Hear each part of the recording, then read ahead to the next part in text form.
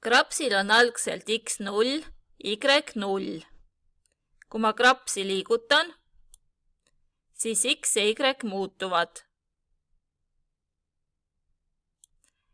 Kui ma hiirt liigutan, siis ka x ja y siin muutuvad. Kuidas x-ist ja y-ist aru saada?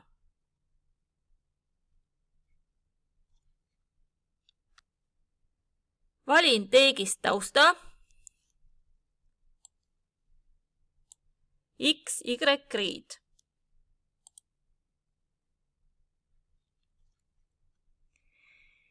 Siin me näeme X telge ja Y telge. Nende telgede ristumiskohas on X0, Y0.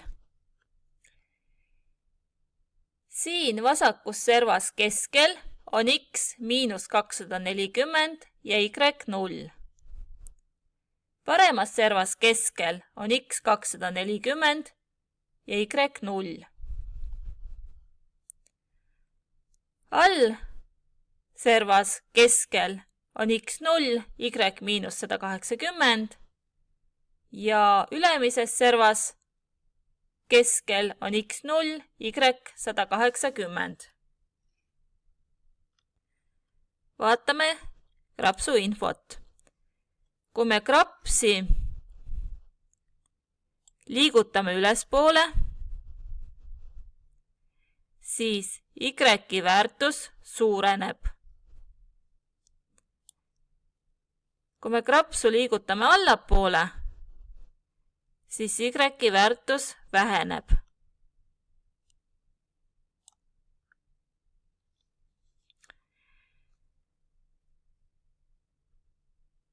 Kui me krapsu liigutame paremale poole, siis X-i väärtus suureneb. Ja kui me krapsu liigutame vasakule poole, siis X-i väärtus väheneb.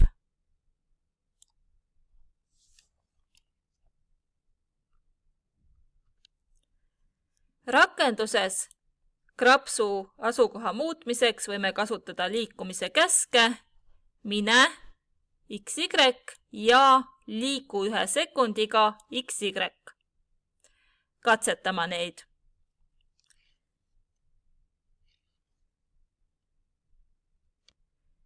Et kraps läheks ekraani keskkohta, paneme siia mine X0, Y0.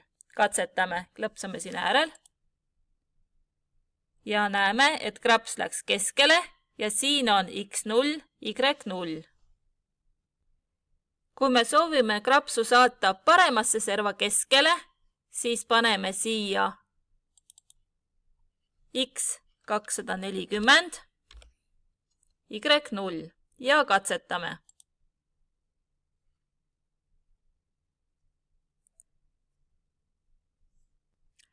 Üles keskele saame krapsu saata, kui paneme siia X0, Y180 ja klõpsame. Kraps liikus üles. Liigukäsk toimib samamoodi, ainult kraps liigub aeglasemalt, antud juhul 1 sekundiga, seda võib muuta. Ja laseme krapsul liikuda all serva keskele. Nüüd liigu 1 sekundiga X0, Y -180 ja katsetame.